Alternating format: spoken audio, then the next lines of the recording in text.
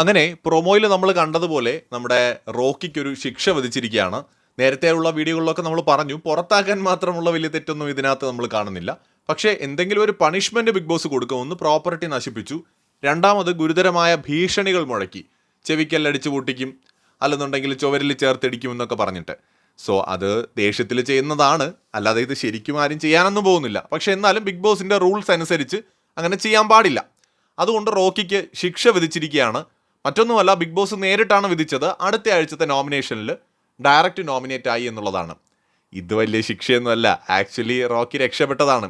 ആ സ്ഥാനത്ത് big boss പറയണം ഒരാഴ്ച ഫ്ലോർ ക്ലീൻ ചെയ്യണം ഒറ്റയ്ക്ക്, ഒരാഴ്ച അല്ലെങ്കിൽ വെസൽ ക്ലീൻ ചെയ്യണമെന്നാണ് പറഞ്ഞിരുന്നെങ്കിൽ തേഞ്ഞു. ഇതെന്തായാലും സത്യം പറഞ്ഞാൽ രക്ഷപ്പെട്ടു എന്ന് തന്നെ പറയാം. ഇനിയിപ്പോൾ ബിഗ് ബോസ് ഇവിടെ ഡയറക്റ്റ് നോമിനേഷനിൽ ഇട്ടില്ല എന്ന് വെച്ചോ, റോക്കി വരില്ലേ? ഉറപ്പായിട്ടും വരും. പിന്നെ നോമിനേഷൻ പേടിയുള്ള ഒരാളുമല്ല റോക്കി. ഇനി വന്നാൽ റോക്കി ഈസി ആയിട്ട് കയറി പോവുകയും ചെയ്യും. പിന്നെ ഇനി ക്യാപ്റ്റൻ എങ്ങാനും ആവുകയാണെങ്കിൽ റോക്കി എന്നാലും ചിലപ്പോൾ നോമിനേഷനിൽ വരുമായിരിക്കും. ആ ഒരു പ്രിവിലേജ് കിട്ടൂല. നോമിനേഷൻ ഫ്രീ എന്ന് പറയുന്ന ഒരു പ്രിവിലേജ് കിട്ടൂല. റോക്കിയെ പോലെ ഒരു കണ്ടസ്റ്റന്റിന് അതിൻ്റെ ആവശ്യമില്ല. ചുരുക്കി പറഞ്ഞാൽ ഈ ശിക്ഷ അത്ര വലിയ സംഭവമൊന്നുമല്ല. ഇത് സത്യത്തിൽ പേരിനൊരു ശിക്ഷ കൊടുത്തു എന്ന് കാണിക്കാൻ വേണ്ടി മാത്രമാണ്, ഇനി ആരും ചെയ്യാതിരിക്കാൻ വേണ്ടി കൂടി. അത്രേ ഉള്ളൂ. അല്ലാതെ ഒരു വലിയ സംഭവമായിട്ടൊന്നും എനിക്ക് തോന്നുന്നില്ല. മറ്റൊരു വീഡിയോ ആയിട്ട് വീണ്ടും കാണാം.